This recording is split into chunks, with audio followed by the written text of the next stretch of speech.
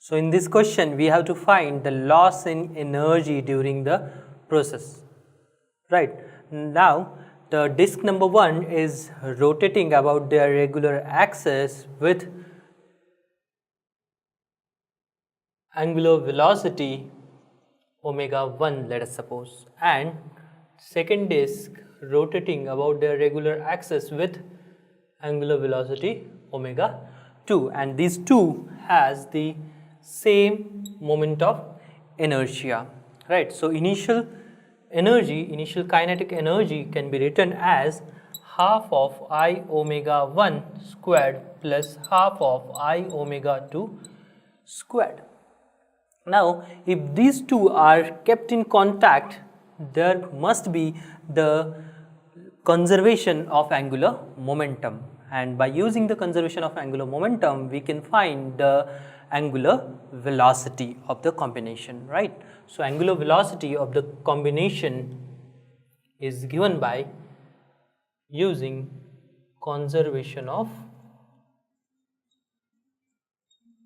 angular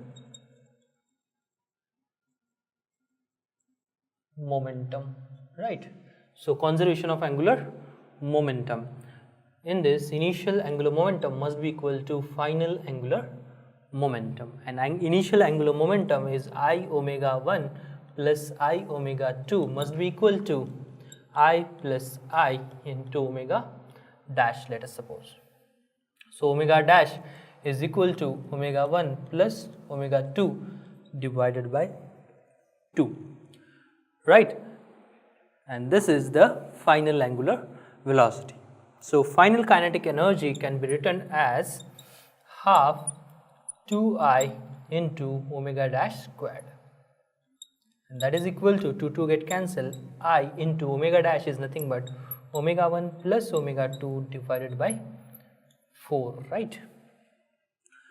Now, loss in kinetic energy is given by final kinetic energy minus initial kinetic energy, right, and it is actually initial kinetic energy minus final kinetic energy, and delta K is equal to K initial is half I omega 1 square plus half I omega 2 square minus 1 by 4 I omega 1 plus omega 2 whole squared. So if you calculate this, you will get delta K as 1 by 4 I omega 1 minus omega 2 whole square. So this is the answer for this question.